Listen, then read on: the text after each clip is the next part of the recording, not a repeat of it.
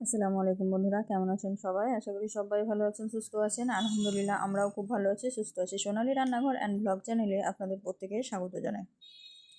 আজকে আমি এমন একটা জিনিস নিয়ে এসেছি যেটা পুরোনো দিনের জিনিস, কিন্তু এখনও অনেক ঘরেই খাওয়া হয় আর এটা ভালোবেসেই খাওয়া হয়। এটা হচ্ছে মিষ্টি আলু।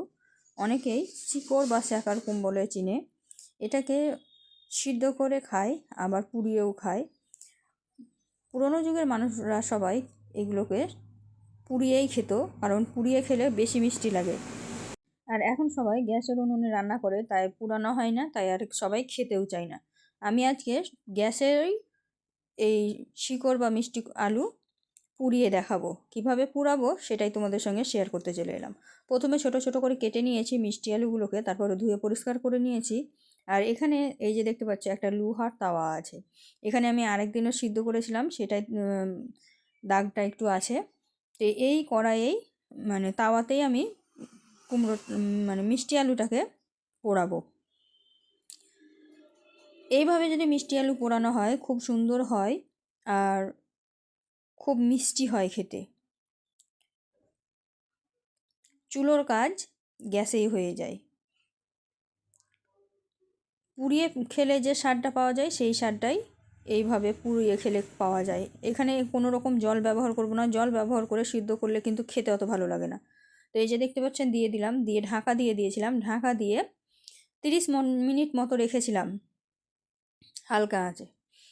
তারপরে আমি এটাকে তুলে দেখাচ্ছি কেমন হয়েছে। তো যেহেতু এটা অনেক গরম তাই হাতে ধরছিলাম না, এটাকে আস্তে করে আমি ঢাকনাটাকে উঠিয়ে দিলাম। উঠিয়ে দেখাচ্ছি, দেখুন কতটা ভাপ উঠছে আর এটা কত সুন্দর সিদ্ধ হয়ে গেছে। কোনো রকম জল ছাড়াই এভাবে যদি আপনারা মিষ্টি আলুটাকে সিদ্ধ করে খান খুব টেস্টি লাগে খেতে, আর এটা খাওয়াও শরীরের পক্ষে অনেক উপকার।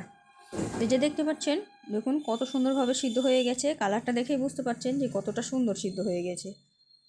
দেখুন এখন আমি এগুলোকে বাটিতে নিয়ে নিব, হালকা একটু ঠান্ডা করে নেব, তারপরেই কিন্তু এগুলো খাওয়ার উপযোগী হয়ে যাবে। এগুলো গরম গরম খেতে যাবে না, ঠান্ডা খেলে বেশি মিষ্টি লাগে।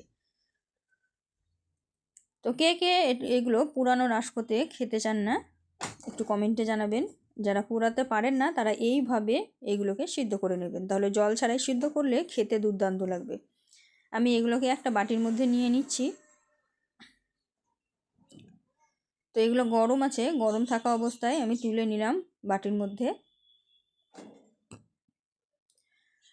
এখন দেখুন কত সুন্দরভাবে এগুলো সিদ্ধ হয়েছে। আমি ভেঙে দেখাচ্ছি, এটা গরম আছে, গরম থাকা অবস্থাতেই দেখাচ্ছি। দেখুন একদম ভিতর থেকে বালি বালি হবে, খেতে খুব সুন্দর হবে।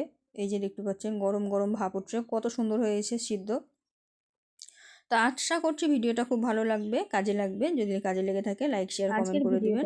এই পর্যন্ত, দেখা হবে এই ধরনেরই আরও নিত্য নতুন রেসিপি নিয়ে পরবর্তী ভিডিওতে। তো ততক্ষণ সবাই ভালো থাকবেন, সুস্থ থাকবেন আর আমাদের জন্য বেশি বেশি করে দোয়া করবেন। খোদা হাফিজ।